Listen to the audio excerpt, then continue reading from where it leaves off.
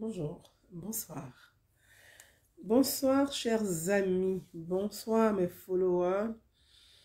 Bonsoir, mes princes et princesses. Bonsoir à tous. Pour tous ceux qui me suivent, bonsoir à tout le monde. J'augmente le son, voilà, pour qu'on ait un son. Bonsoir à tout le monde. Pour tous ceux qui me suivent, je vous embrasse très très fort. Merci de partager au maximum la vidéo dans les groupes sur votre page, via WhatsApp, inbox, pour permettre à un grand nombre d'avoir l'information au bon moment, l'information exacte. Avant de commencer, Nathalie Zarou, je t'embrasse très très fort et puis tu embrasses ta jolie petite maman de ma part, je l'embrasse très très fort. Salut à tout le monde et que j'espère vous voir le 31 samedi aux urnes. En tout cas, je compte sur vous, le pays compte sur vous, les bons citoyens, les vrais citoyens. Malheureusement, dans une société, tout le monde ne peut pas être bon. Il y a des bons citoyens et des mauvais citoyens. Mais j'invite la majorité des Ivoiriens, j'invite l'ensemble des citoyens ivoiriens et ivoiriennes à être des bons citoyens. Et donc, avant de commencer ce petit live que je vais faire en 15-20 minutes avec vous, je vais vous lire le communiqué de la CEI, la Commission électorale indépendante. Le communiqué de la CEI. Le communiqué de la CEI. Vous savez, il y a beaucoup d'intoxication sur la toile. Il y a beaucoup de fake news sur la toile. Il y a beaucoup de mensonges sur la toile. Il y a beaucoup de démagogie sur la toile. Mais il y a aussi de la vérité sur la toile. Il y a l'information vraie sur la toile. Nous sommes du côté des bons citoyens. Et nous devons de donner l'information juste, l'information vraie à la majorité, à l'ensemble des Ivoiriens, à l'ensemble de nos compatriotes, donc à la majorité silencieuse. Le communiqué de la CEI. Je vais vous le lire. Le communiqué de la CEI. La Commission électorale indépendante. La Commission électorale indépendante, CEI, informe la communauté nationale et internationale qu'au terme de la période de distribution des cartes d'électeurs,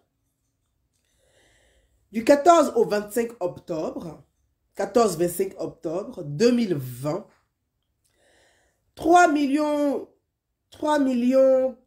84 200 électeurs, 288 électeurs ont effectivement retiré leur carte d'électeur.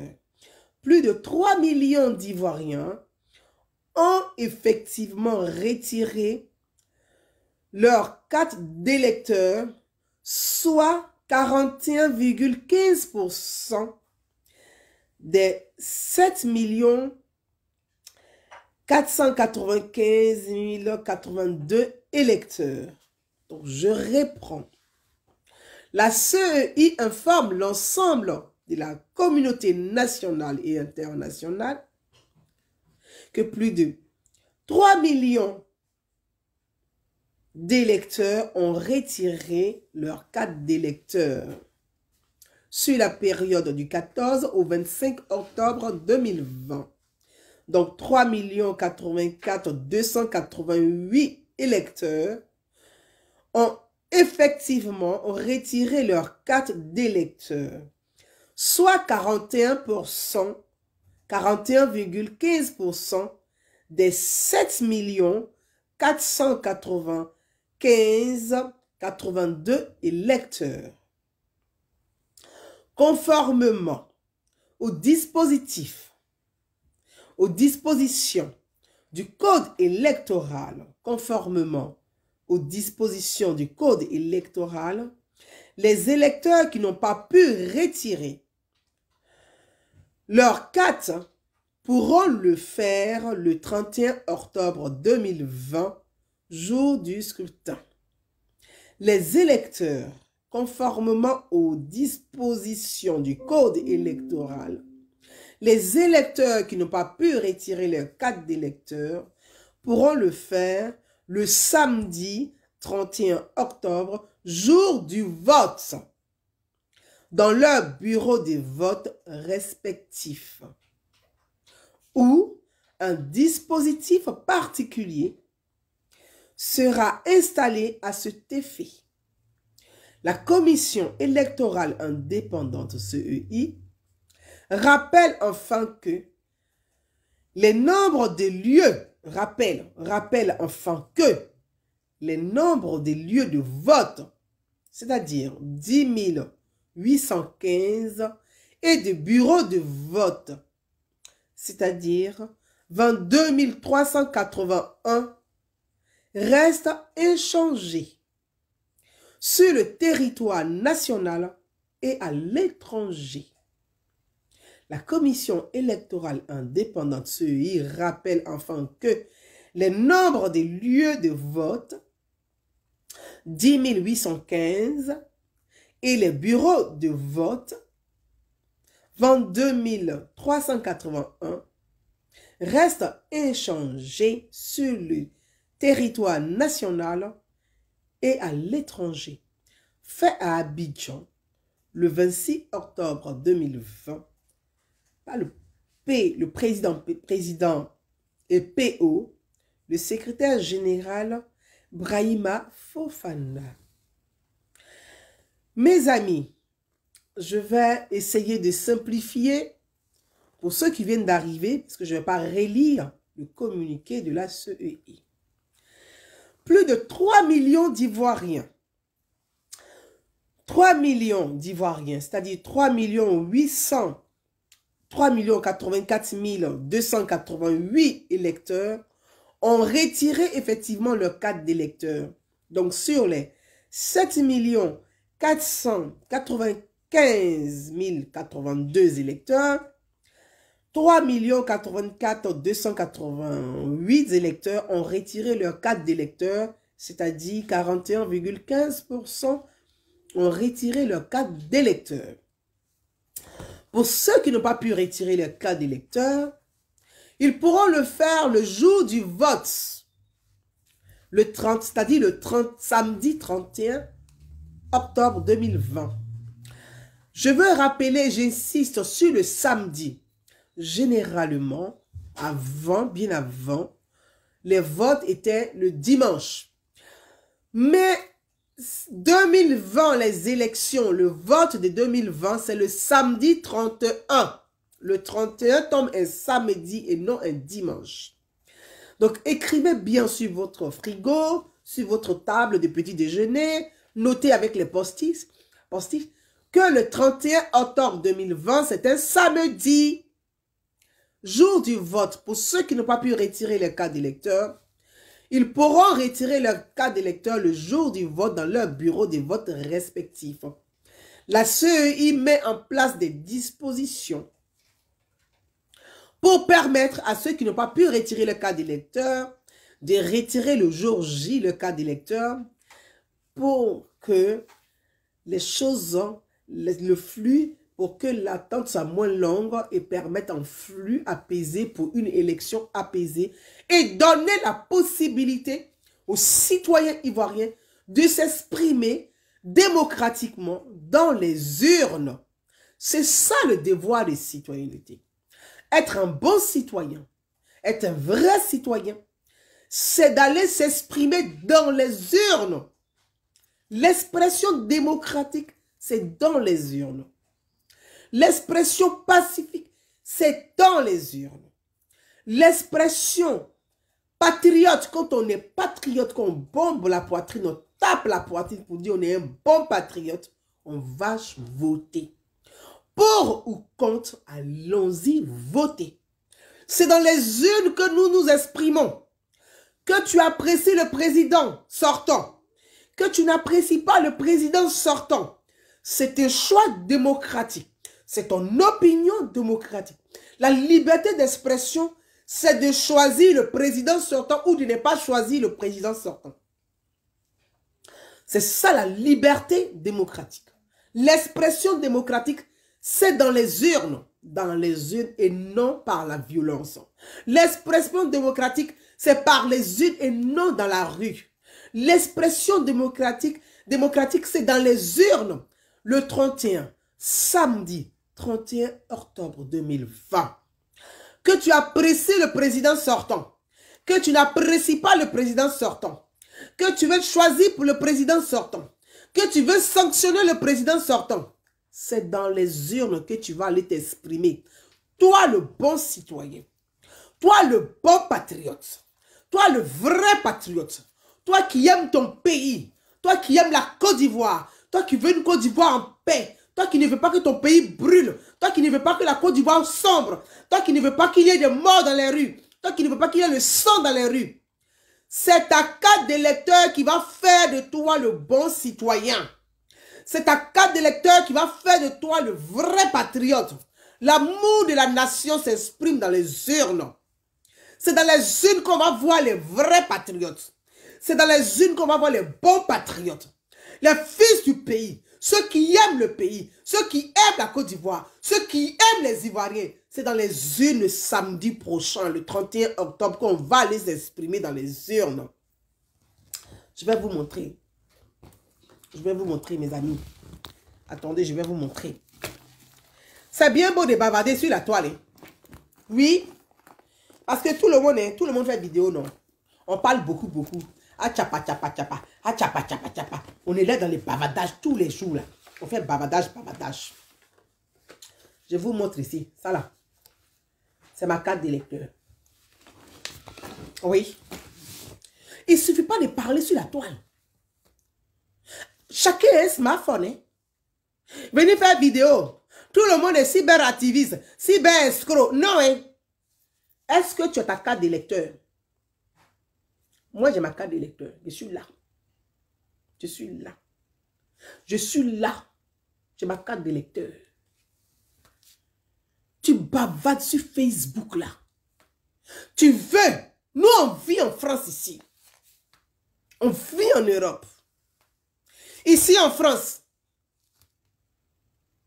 dans ta mairie, dans ta commune, dans ton département, dans ta région. Parce qu'en France, il y a aussi des régions.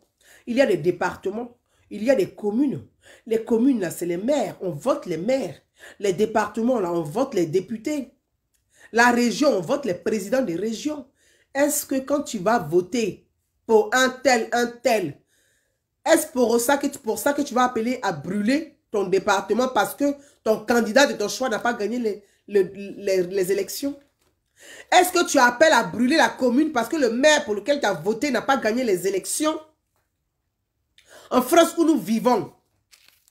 Et je m'adresse à la diaspora ivoirienne. Je m'adresse à certains de la diaspora ivoirienne. Nous vivons en France. Emmanuel Macron, le président français, a gagné les élections à combien de pourcents? À moins de 30%, il a gagné les élections en France, puis le président de la République. Emmanuel Macron, le président français, a gagné les élections en France, là, à moins de 30%. Les Français se sont exprimés à peine à 50%, le taux de participation en France. À peine à 50%. Donc déjà, quand il y a 41%, 41,15% des Ivoiriens qui ont déjà retiré leur carte d'électeur, comme moi, Naounou Gouza, je dis félicitations à la CEI. Je dis félicitations à la commission électorale indépendante qui est en toute transparence. C'est la première fois dans l'histoire de la Côte d'Ivoire, on a une commission électorale indépendante qui met à disposition de chaque citoyen, de chaque parti politique, de chaque responsable politique, toutes les informations concernant les élections. C'est la première fois dans l'histoire de notre pays que nous avons l'information juste. C'est la première fois dans l'histoire de notre pays qu'on observe à une transparence au sein le travail de la commission électorale indépendante.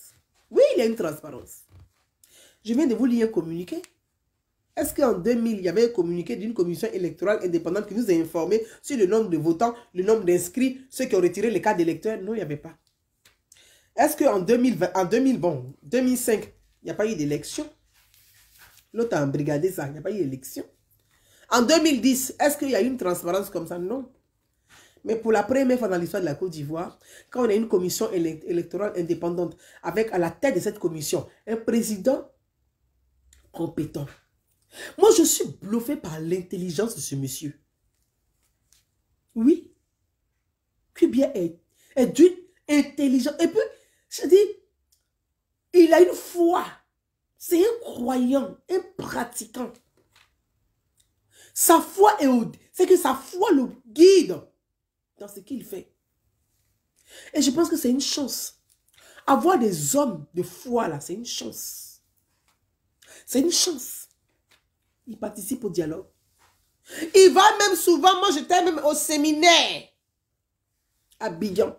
Quand il demandait aux organisations d'aider les différents candidats à l'élection présidentielle pour les accompagner financièrement. Il demandait même aux organisations d'aider financièrement les différents candidats à l'élection présidentielle pour les aider à réussir leur campagne. Vous avez vu ça où? C'est parce qu'il a envie que son pays réussisse. Il a envie que son pays, notre pays, la Côte d'Ivoire, demeure dans la paix.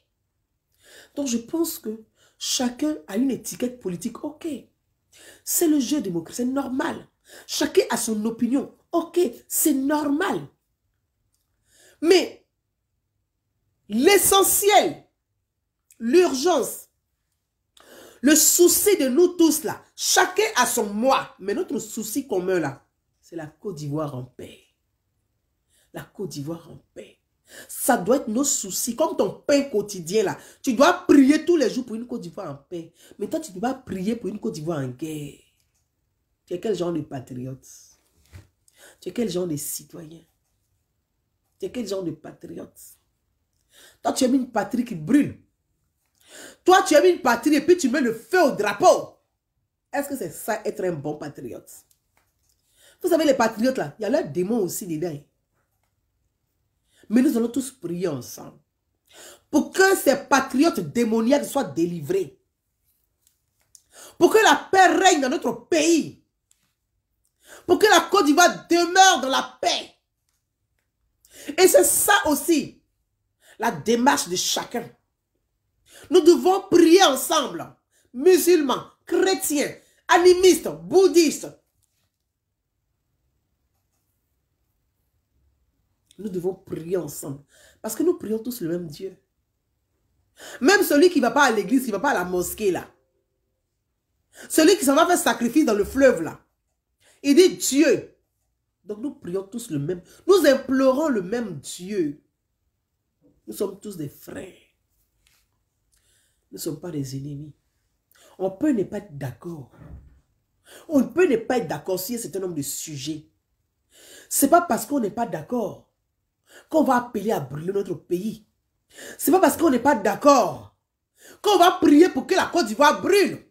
Ce n'est pas parce qu'on n'est pas d'accord qu'on va souhaiter la guerre dans notre pays.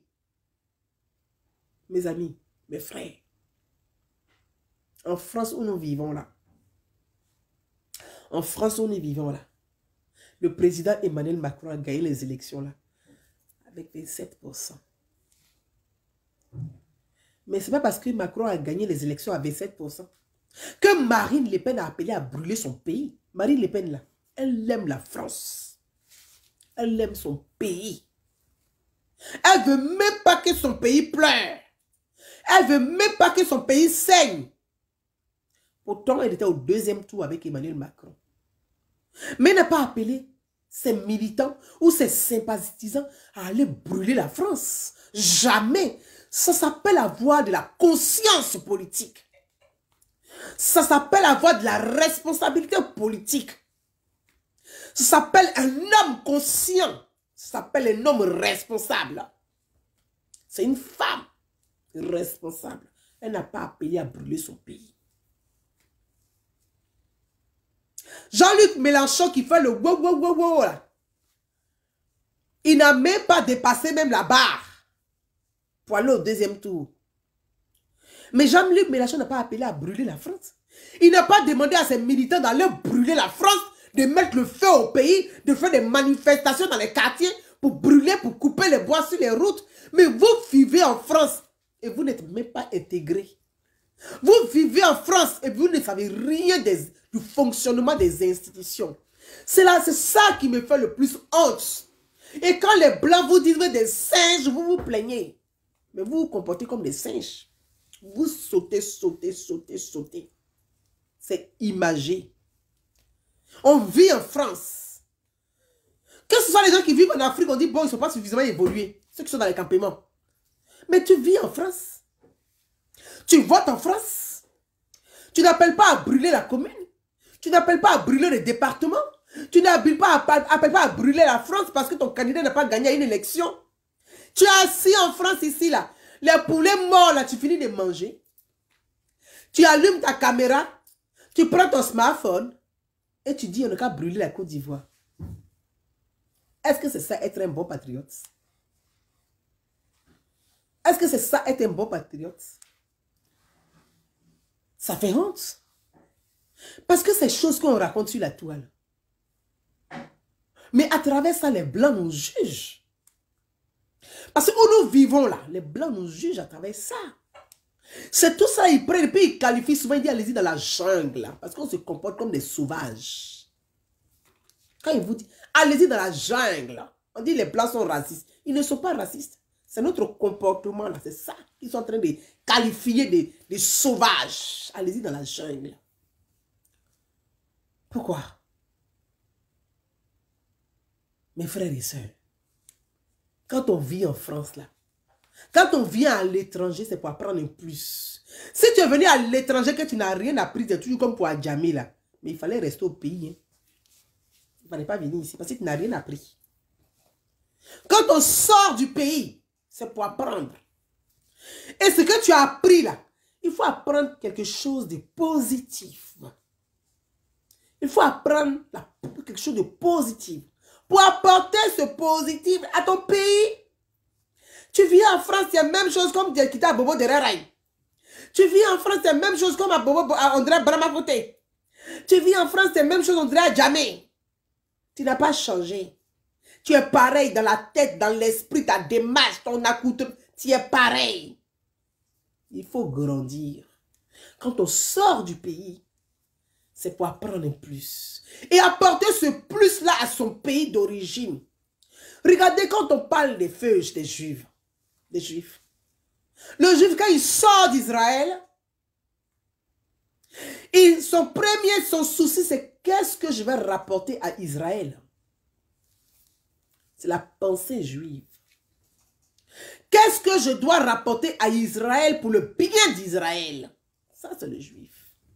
Souvent, on est étonné, on dit les Juifs sont riches, ils ont l'argent, ils ont tout. Non, parce qu'ils réfléchissent. Ils sont positifs. Le Juif, il pense à ce qu'il doit amener à Israël. Il ne pense pas à lui. Il dit, mais qu'est-ce que Israël, ce que je fais là, qu'est-ce que ça peut apporter à Israël? Soyons comme eux. Toi qui vis dans la diaspora, là, quand tu te lèves le matin, là, il faut te poser, là, il faut te questionner. Qu'est-ce que je peux apporter de positif à mon pays, la Côte d'Ivoire, mon pays du cœur, mon pays d'amour? Qu'est-ce que je peux apporter? Mets ta main sur la poitrine. Qu'est-ce que tu dois apporter à ton pays?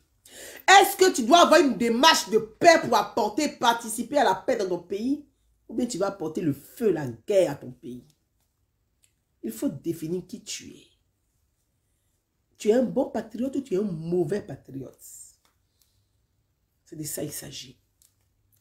Mes frères et mes sœurs, j'ai eu une discussion, je ne vais pas rentrer dans les détails. Je prends le cas de Ramayad, qui est un bel exemple pour ceux qui vivent en France. À l'élection présidentielle où le président Emmanuel Macron a gagné les élections, Ramayad était candidate à l'élection présidentielle. Même Philippe Poutou, pour ceux qui le connaissent ici, Philippe Poutou, il a été candidat. Ramayad a été candidate. Elle a déclaré sa candidature. Mais en France, là, on demande parrainage.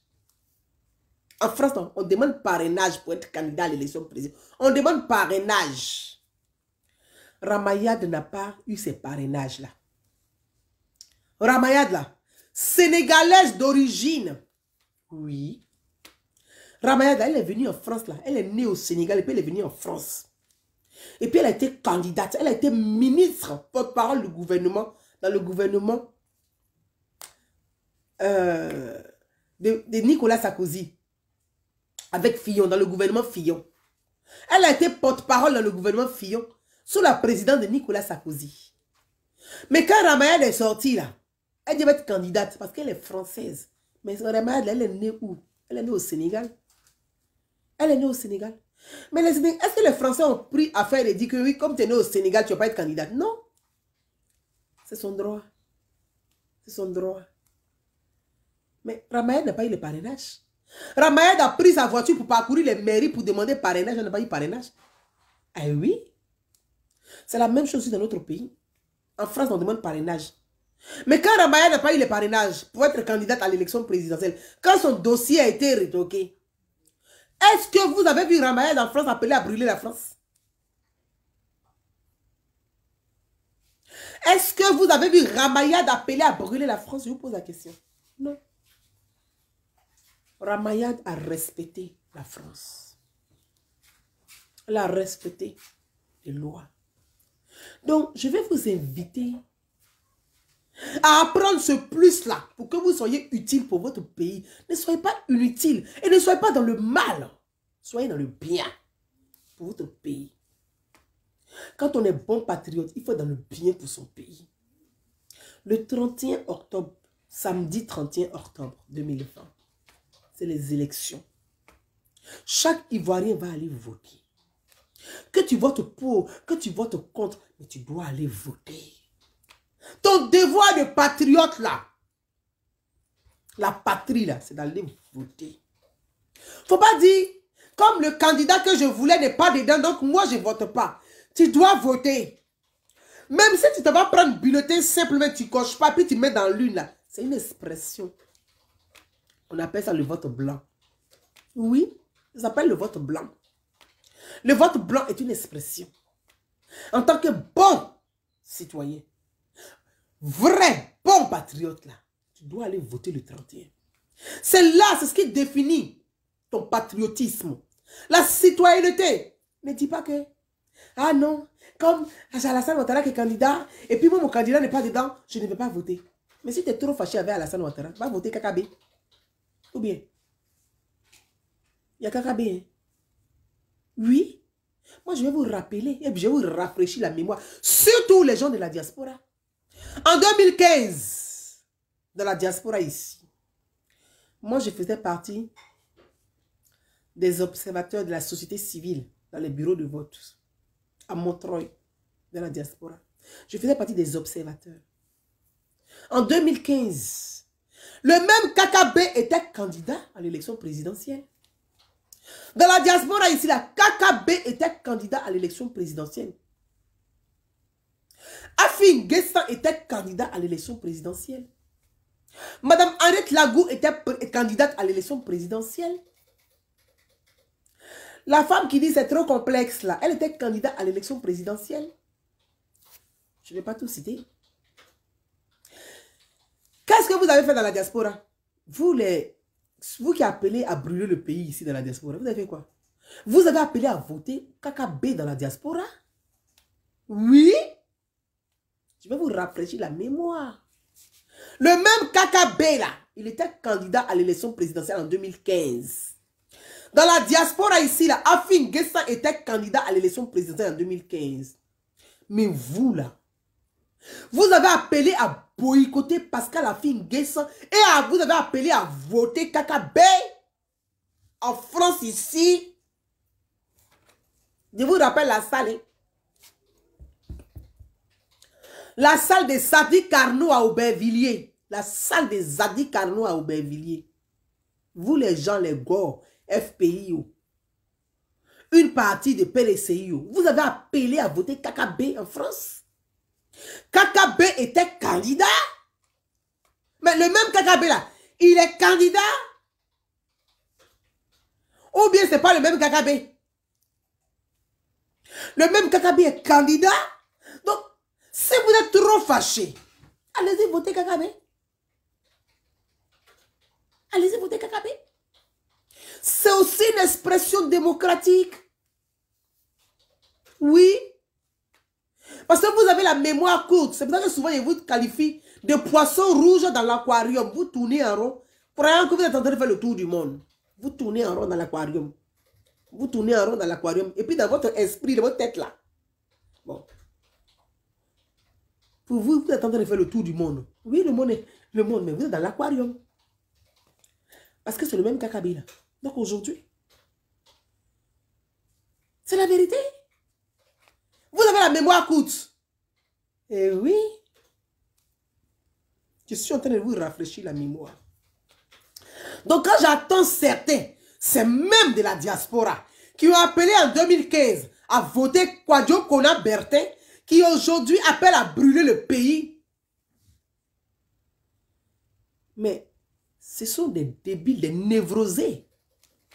Ce sont des névrosés. Des névrosés.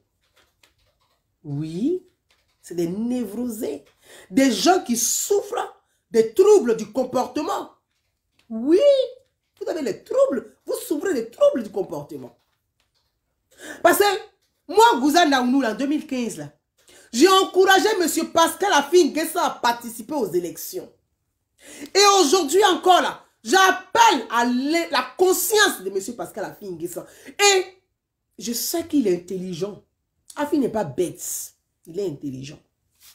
Et j'espère que d'ici 72 heures, son intelligence va prendre le dessus. Il va participer aux élections. Parce que moi, Gouza Naounou, j'ai encouragé M. Pascal Affi-N'Guessan à participer aux élections en 2015. Oui. Vous savez, les institutions de la République, là, il y a le pouvoir exécutif et il y a le pouvoir parlementaire. Le pouvoir parlementaire est plus puissant même que le pouvoir exécutif. Oui. Le pouvoir parlementaire est plus puissant que le pouvoir exécutif. Parce que c'est le pouvoir parlementaire qui contrôle le pouvoir exécutif. Quand tu as le pouvoir parlementaire, là, tu peux dissoudre un gouvernement. Oui. Il faut connaître les... Parce que vous parlez de la Constitution, vous parlez des lois, vous ne les connaissez pas. Vous ne connaissez pas le fonctionnement des institutions. Donc vous avez une vraie difficulté. Vous appelez à casser les urnes. Le pire, c'est que on est un névrosé de la diaspora ici, qui est venu se cacher dans les jupons de la France. Ce malade mental là, ce Myriam Balawi, un garçon qu'on a ici là, qui appelle à brûler le pays. Parce que lui, comme il n'est pas candidat, il dit qu'il ne faut pas que les gens participent aux élections. Mais ça diantre, sacrilège. Qui es-tu pour empêcher la femme ivoirienne de son droit de vote? Qui es-tu? Toi, tu es qui pour empêcher la femme ivoirienne de son droit de vote? Parce que tu n'es pas candidat, la femme ivoirienne ne doit pas s'exprimer dans les urnes. Vous vous en rendez compte? Et ça se passe où? En France. Mais vous ne connaissez pas l'histoire de la France. Vous ne connaissez pas l'histoire de la France. Les Simone de Beauvoir, les Simone Veil, les femmes se sont battues en France pour que la femme ait le droit de vote. Les femmes se sont battues dans les rues pour que la femme puisse voter en France. Et toi, tu es planqué ici pour menacer la femme ivoirienne que si nous allons voter, vous allez nous agresser en tant que femme. Ici en France. Mon ami, tes couilles là, il faut attacher à un fil de fer. Parce que la femme ivoirienne va voter. Il faut attacher à un fil de fer pour que ce soit bien solide. Parce que la femme ivoirienne va voter. Oui. Voilà ma carte d'électeur. Voilà ma carte d'électeur. Gouza Naounou va voter. Je vais aller m'exprimer dans les urnes. Parce que je suis une républicaine. Parce que j'aime la République. Parce que je suis une démocrate. J'aime la démocratie. Et c'est dans les urnes que la démocratie s'exprime. Le comble. Vous utilisez un microcosme de femmes légères et fragiles pour venir faire des déclarations ici dans la diaspora. Des femmes. Un microcosme de femmes légères et fragiles. Vous utilisez pour venir pondre des déclarations qu'il n'y aura pas d'élection en France. Mon petit, il faut attacher tes couilles à un fil de fer pour qu'elles soient solides. Parce que la femme ivoirienne que moi je suis là, je vais voter en France. Je vais voter. Parce que toi, tu n'es pas dans l'arène, on ne va pas aller voter.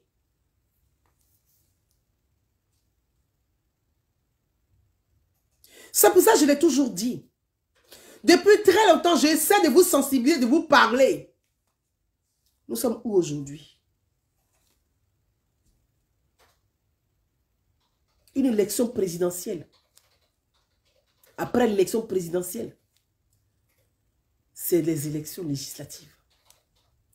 Les députés, ceux qui contrôlent l'action du gouvernement, ceux qui contrôlent le président de la République, ce sont les députés, c'est les parlementaires. Donc vous allez dire quoi? Vous n'allez pas participer aussi aux élections législatives aussi. Vous n'aurez pas de députés.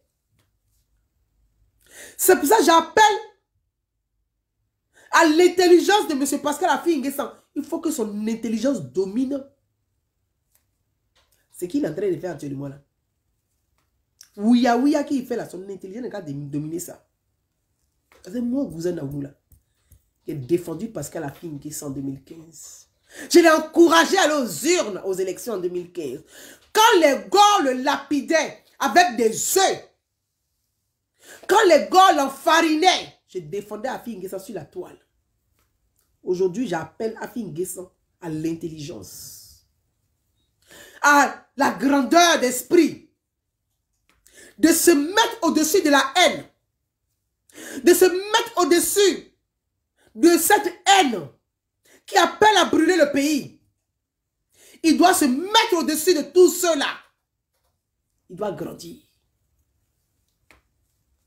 Il doit grandir. Il doit se lever. Il ne doit pas traîner dans la boue avec les gens là. Ça veut dire quoi? Donc ça voudrait dire, mais c'est parce que Affi N'Guessan, il est président du Moronou. Il est président des régions. Ça veut dire qu'il ne sera pas candidat aussi aux prochaines élections régionales. Il ne sera pas candidat. Affi ne sera pas candidat aussi. Parce qu'il s'agit de ça. Hein? Après les présidentielles, là, il y a les élections législatives. Combien de députés vous allez avoir au Parlement? On peut perdre les élections présidentielles, c'est-à-dire le pouvoir exécutif. Mais on se bat pour peser à l'Assemblée nationale. Le pouvoir législatif. Le pouvoir législatif a une puissance, a un poids sur le pouvoir exécutif. Le pouvoir législatif a un poids sur le pouvoir exécutif. C'est pour ça, quand le président gagne une élection, on dit le pouvoir exécutif parce qu'il exécute. Ok. Mais quand il perd les élections législatives, il dissout son gouvernement pour faire un gouvernement de coalition.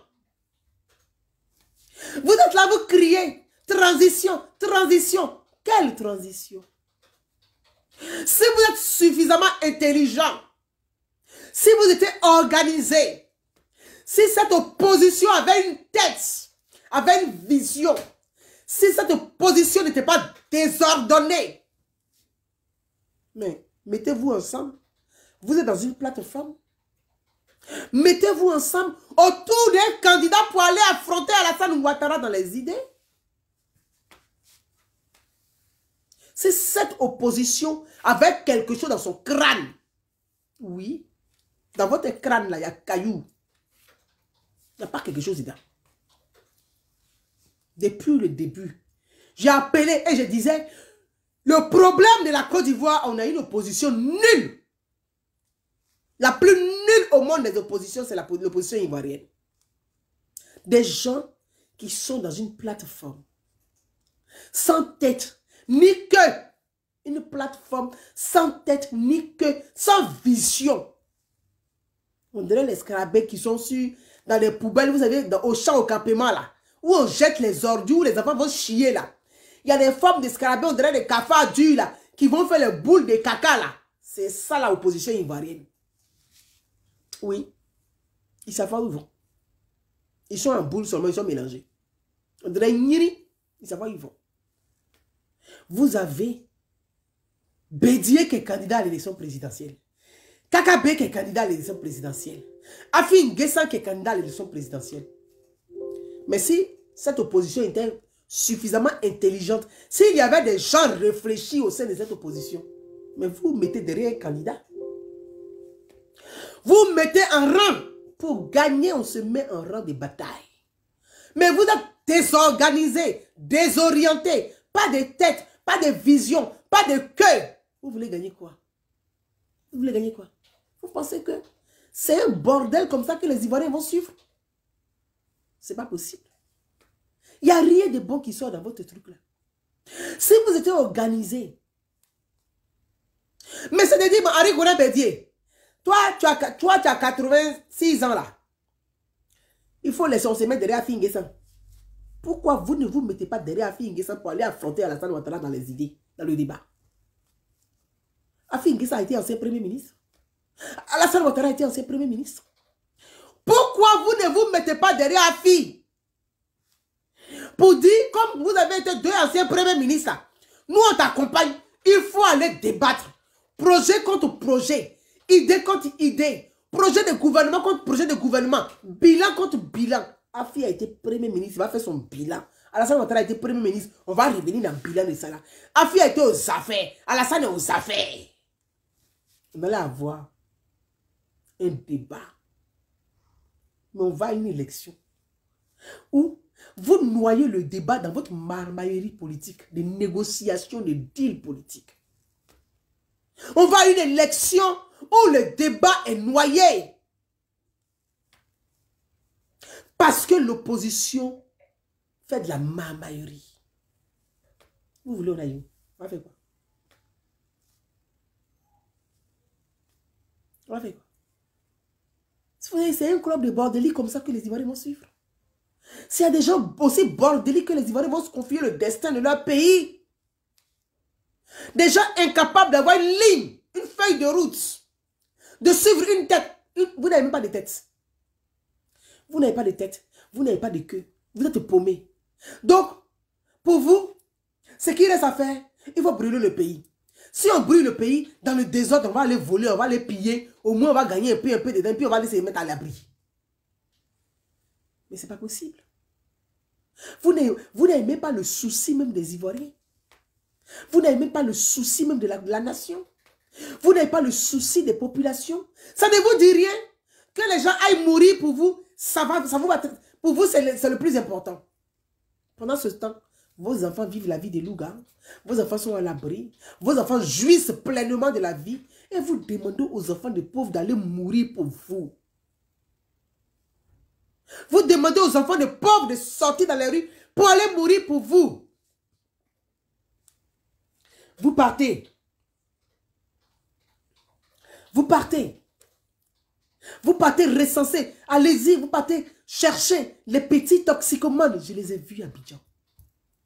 Je les ai vus à Abidjan. Et puis, ça va combien? On leur donne 5 000 francs.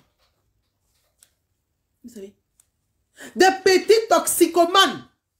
Des petits toxicomanes. 2500, 2000, 5000. Et puis, vous leur dites d'aller mettre les feux au puné. Eux, quand ils ont les 2000 francs, là, ils payent leur guédji, là, ils sont contents. Ils ne savent même pas où ils sont. Et puis, ils mettent le feu, ils courent, ils s'en vont. J'en ai vu. J'en ai vu.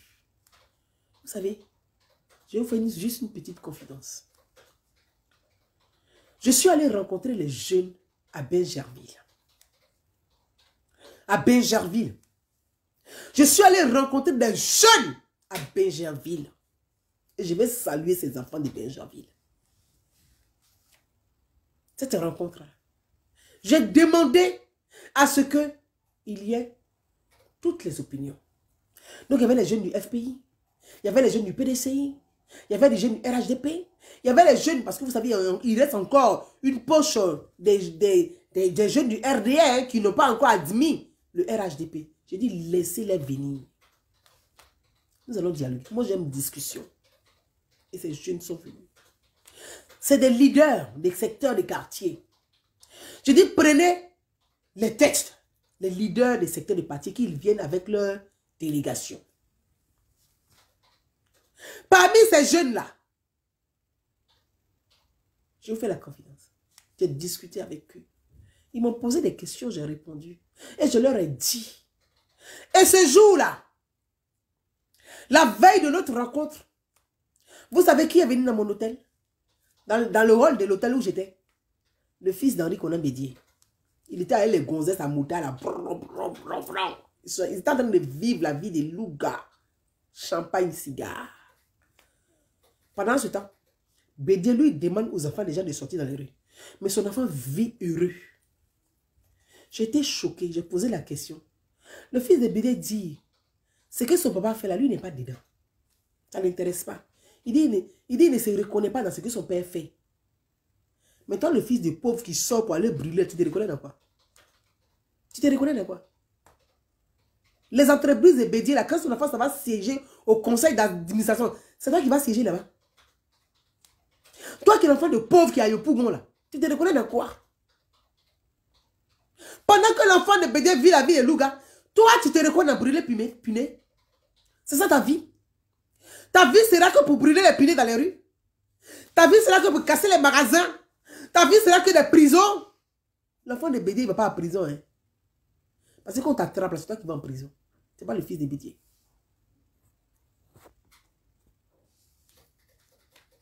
Quand on t'attrape là, c'est toi qui vas en prison, petit frère. C'est pas l'enfant de Bédié qui va en prison, ni l'enfant d'Afi Nguessa qui va en prison, ni même les enfants de Kakabe qui vont en prison. Ni les enfants d'Alassane Ouattara qui vont en prison. Petit frère, jeune frère,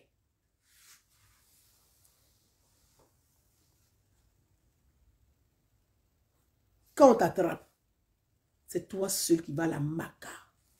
Ta maman a que les yeux pour pleurer. Elle ne, même pour payer un avocat pour te défendre, ta mère n'a pas les moyens. Bédié qui t'envoie à la rue là, Afi qui t'envoie à la rue là, Soro qui t'envoie à la rue là, ils ne peuvent pas payer avocat pour toi. Une fois qu'on t'attrape, ils ne te connaissent plus. Ils ne te reconnaissent même pas. Ils n'ont jamais parlé avec toi au téléphone. Ils n'ont jamais causé avec toi. Ils ne connaissent pas ton numéro de téléphone. Ni même le numéro de tes parents. Jeune frère. C'est ta maman, pauvre maman qui va pleurer. C'est ta maman qui va souffrir. Les enfants de Henriette Bédié ne souffrent pas parce que ses enfants ne vont pas en prison. Sylvie Soro ne souffre pas parce que ses enfants sont à l'abri. Même la femme burkinabé de Soro, là, ses enfants sont à l'abri. Toi, tu t'en vas mourir pourquoi? Ou bien eux, les enfants ne doivent pas mourir pour leurs propres parents. C'est toi, l'enfant de pauvre, qui doit mourir pour eux. Si ceux-là, ils vous aiment tant, s'ils vous aiment tant, pourquoi ils ne vous aident pas toute l'année? Et c'est pour aller brûler les punais, vous donnez 5 000 francs pour brûler les punais. J'ai eu un langage de vérité avec ces jeunes à Bingerville. Parmi ces jeunes-là qui sont venus m'écouter là, gars, il y avait des jeunes dedans qui sont venus écouter, savoir ce que j'allais dire. Ceux-là, il y a certains qui ont tête des quartiers qu'ils ont réquisitionné, la FECI a réquisitionné pour aller faire barrage le lendemain à Bingerville pour couper la route de Bingerville. Vous écoutez ce que je suis en train de vous dire. Parmi ces jeunes-là que j'ai rencontrés à Bingerville ce jour-là, le lendemain là, ils devaient barrer, il y avait 2 dedans, 2, 3 qui étaient les chefs de qui devaient barrer la route à Bingerville. Mais la discussion que nous avons eue, les jeunes l'ont appelé mes collaboratrices pour leur dire, Dites à la femme qui est venue ici, là, qu'elle nous a délivrés. C'est l'évangile qu'elle nous a apporté. Nous, là, on était prêts à bloquer la route ici. Mais ce qu'elle a dit, nous, on ne sort plus. C'est fini. Demain, là, on ne sort même pas. Mes frères, les jeunes ne sont plus sortis. Et pourtant, je suis allé juste les rencontrer. Je ne m'attendais pas à ça. Aujourd'hui, à Benjaville, ces jeunes-là, ils parcourent les quartiers pour aller parler de la paix. Pour dire aux gens de ne pas sortir, même ils vont aller voter. Quand ils finissent de voter, ils n'ont qu'à rester chez eux. Vous avez compris? Mes frères et sœurs. Quand ils ont entendu la vie de louga des enfants, de ceux qui leur demandent de sortir, ils disent, ah. Donc, eux, ils vivent vie de louga, puis c'est nous, on va mourir cadeau pour eux. C'est nous, on va aller en prison pour eux. Jeune frère, on te donne 2000 francs pour aller fumer, Geji, tu craques. On te donne 3000 francs pour aller fumer du crack. Petit frère, ta vie sera que crack. Est-ce que ton avenir, c'est du crack? Petit frère, ta vie sera que crack. Tu vas hypothéquer ta vie pour du crack. Pour 2000 francs pour aller payer crack, tu vas hypothéquer ta vie.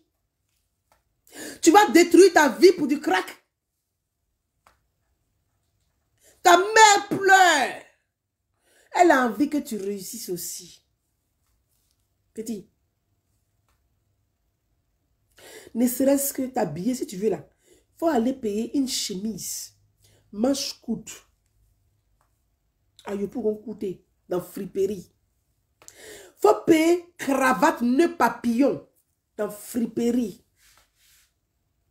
Et t'assure, hein, c'est ce que je suis en train de dire là. Avec 10 000 francs là.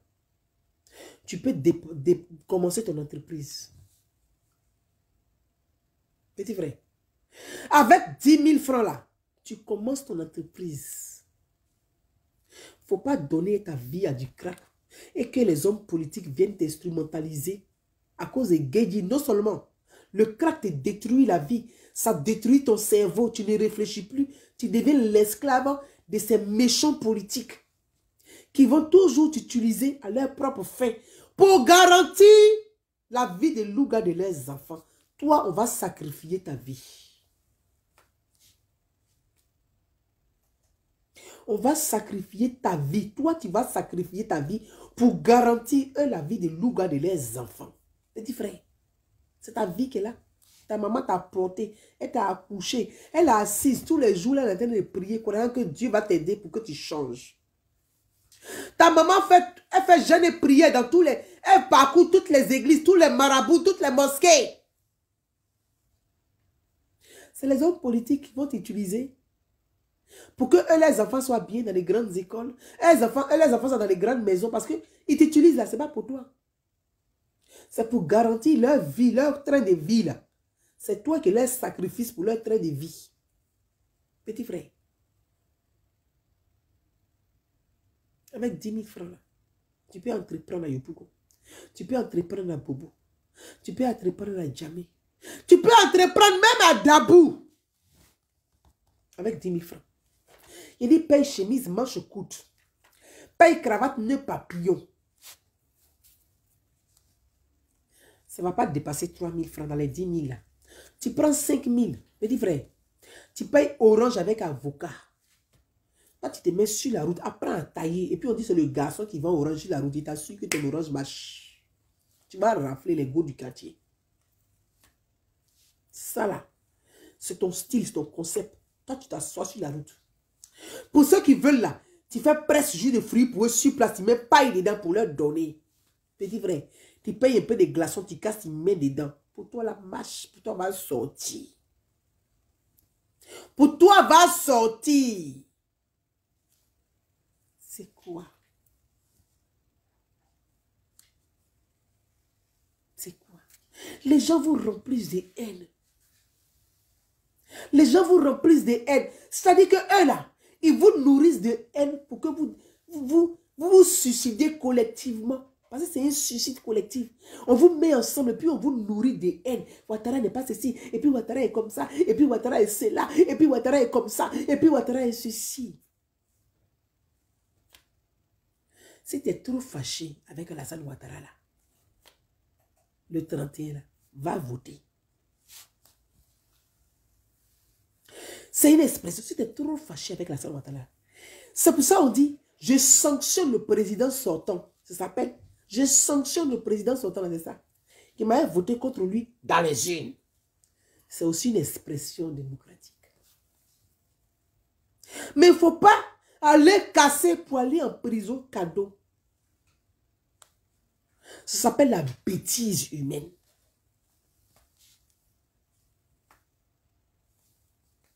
Ça s'appelle la bêtise humaine.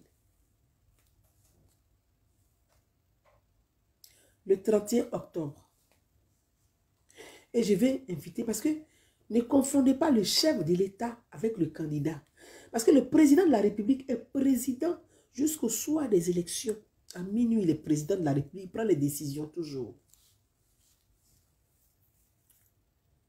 Moi, je demande au président de la République, à l'État de Côte d'Ivoire, de mettre couvre-feu sur le pays à partir de mercredi.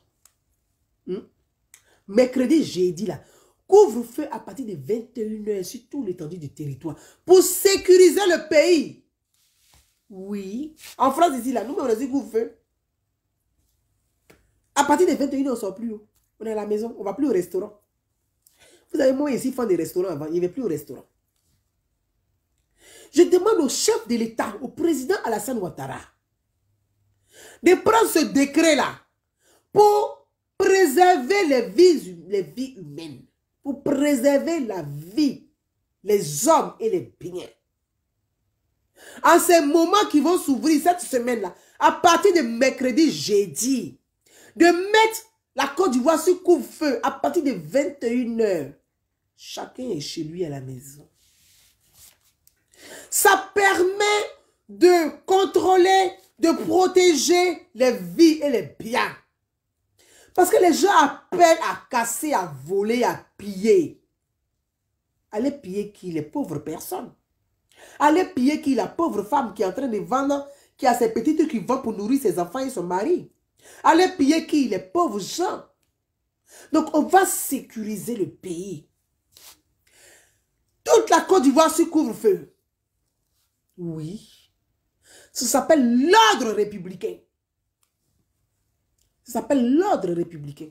Parce que j'entends les gens dire, oui, pour un président, la démocratie, il dit, il va fermer les frontières. Mais bien sûr qu'il va fermer les frontières. Il faut fermer les frontières. Toutes les frontières. Aujourd'hui, nous avons les terroristes qui sont au Mali, au Burkina, en Guinée.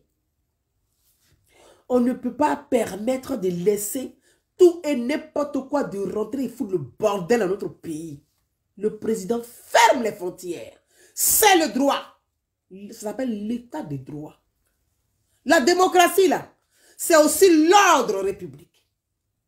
La démocratie, c'est l'état de droit. La démocratie, c'est protéger ses concitoyens.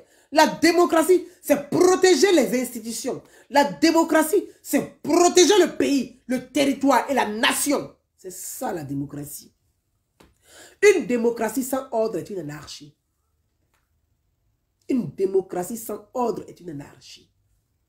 La Côte d'Ivoire est un pays démocratique. Nous sommes une république démocratique. Le président demande de fermer les frontières. Toutes les frontières sont surveillées. Tout le monde est dans le pays là-bas. Votants haut, politiciens haut, candidats haut, tout le monde est au pays. Maintenant, ceux qui sont dehors et qui vous demandent de brûler là, ça c'est vous. Ou tu es bête, ou tu es intelligent, tu fais ton choix. Oui, tu fais ton choix. Ou tu es bête, ou tu es intelligent, tu fais ton choix. Les gens sont assis ici en France, ils sont à l'abri. Ils respirent, Ils mangent à leur faim, ils se baladent, ils se promènent. Et vous, on vous envoie quoi? Pour 20 €, on te dit va brûler. 20 € c'est quoi? Tilapia, dans Maki là, c'est ça? Pour 20 €, tu vas les brûler. Mais vous allez vous retrouver en prison. Et je demande au chef de l'État de prendre des mesures. Je demande au Premier ministre, au ministre de la Défense et au ministre de l'Intérieur de prendre toutes les mesures pour protéger tous les Ivoiriens dans leur intégralité.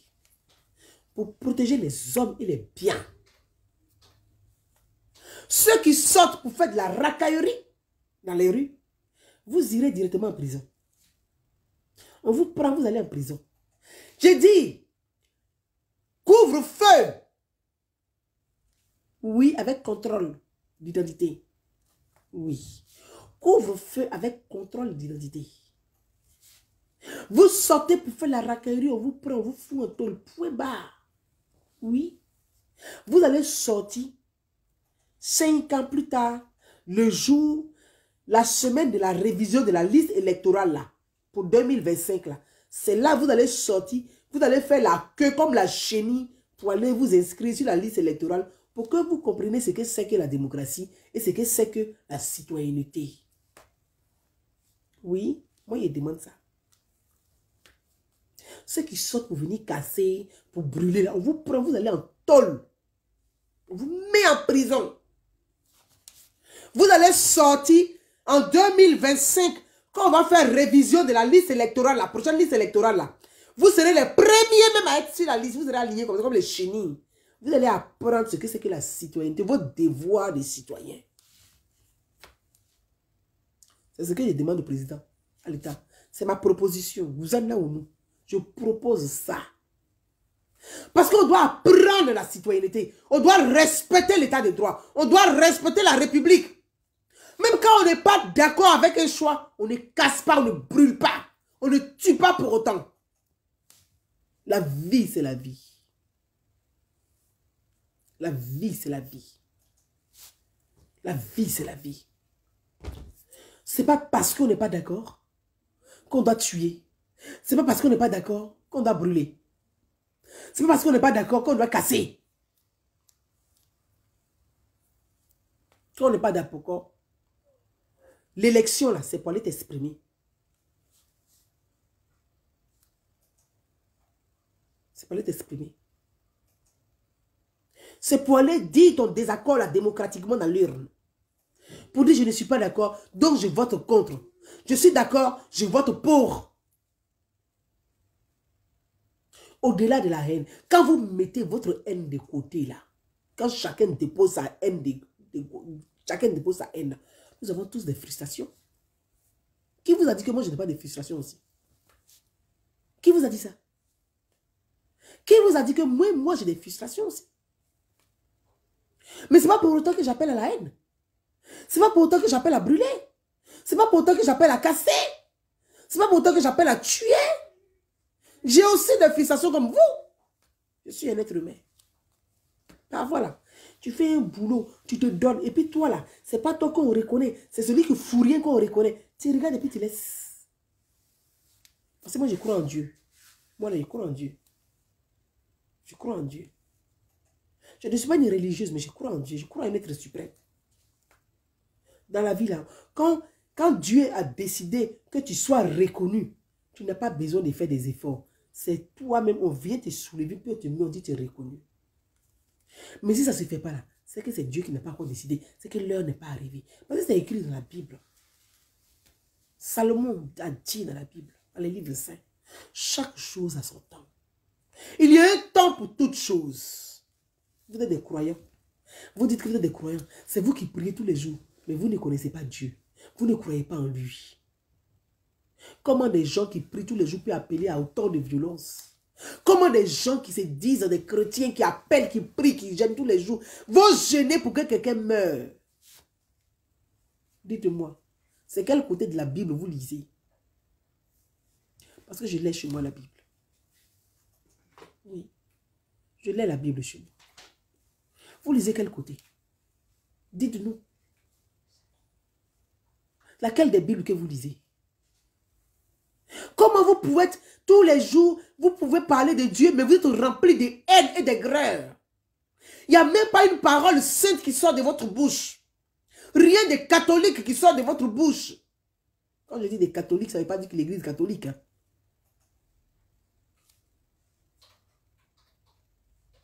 Vous n'avez pas de paroles apaisantes.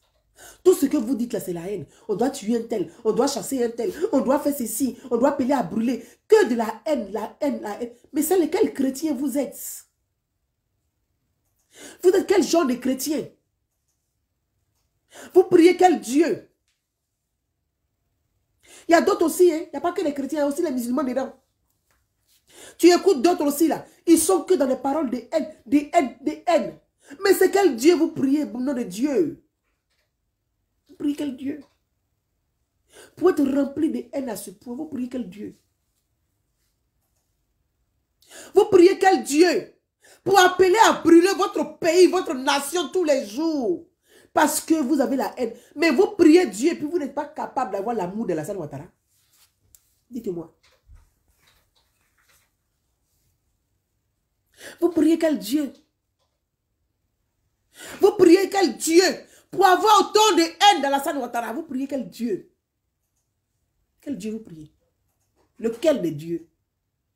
Quel côté de la Bible vous lisez que moi je ne vois pas? Qui vous demande de vous nourrir de haine à longueur de journée et à longueur de prière. Vous priez pour être animé de haine et d'aigreur. C'est quel Dieu vous priez? Lequel? Dans la Bible, c'est écrit. Le pardon est écrit dans la Bible. Aime ton prochain comme toi-même. C'est dans la Bible. Mais vous, vous aimez qui? Vous n'aimez personne. Ça veut dire que vous ne vous aimez pas vous-même. Pardonne ton prochain. C'est écrit dedans.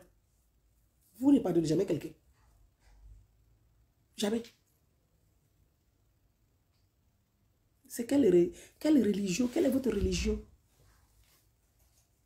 Quel est le degré de votre spiritualité? Quel est le degré de votre connexion avec Dieu? Vous n'avez aucune connexion. C'est-à-dire que Dieu et vous, là, il y a un vide, il n'y a pas de connexion entre vous et puis l'Esprit Saint. Il n'y a pas. Parce que l'Esprit Saint n'est pas présent en vous. Vous criez, mais il n'y a rien de spirituel en vous. Moi, je suis très spirituel. Je ne suis pas des religieux, je suis très spirituel. Je me mets en connexion. Mais vous, c'est quelle connexion vous avez? Vous avez quelle connexion? Mes frères et sœurs, mes frères ivoiriens, mes sœurs ivoiriennes, le samedi 31 octobre, allons-y voter. Allons-y voter pour la paix dans notre pays. Allons-y voter pour la stabilité dans notre pays. Allons-y voter pour garantir des vies dans notre pays. Allons-y voter pour sauver des vies. Quand on aime Dieu, on prie pour la paix. Quand on aime Dieu, quand on craint Dieu, quand on dit on prie Dieu, on prie pour la paix. Parce que Dieu c'est le bien. Dieu c'est le bien. Dieu c'est le bien. Mes frères et sœurs, je vous appelle tous à prier ensemble, à être des enfants de Dieu, à prier pour la paix dans notre pays, à converger vers la paix, à aller aux urnes le 31. Qu'on vote pour ou contre, d'aller voter, d'être dans les urnes pour participer à la vie démocratique de notre pays, à la citoyenneté, c'est dans les urnes. Prions ensemble pour que la paix domine la haine qui est en chacun d'entre nous. Prions tous les jours, prions le jour, prions le soir. Pour que la paix, l'amour domine la haine qui est en nous. Ça s'appelle croire en un être suprême, croire à Dieu. Je vous invite à croire en Dieu et à prier ensemble, à dominer la haine qui vous anime, la haine qui nous anime, pour que l'amour de notre pays règne en nous et que nous appelons ensemble à la paix dans notre pays, à une élection apaisée. Merci à tous. Très belle soirée.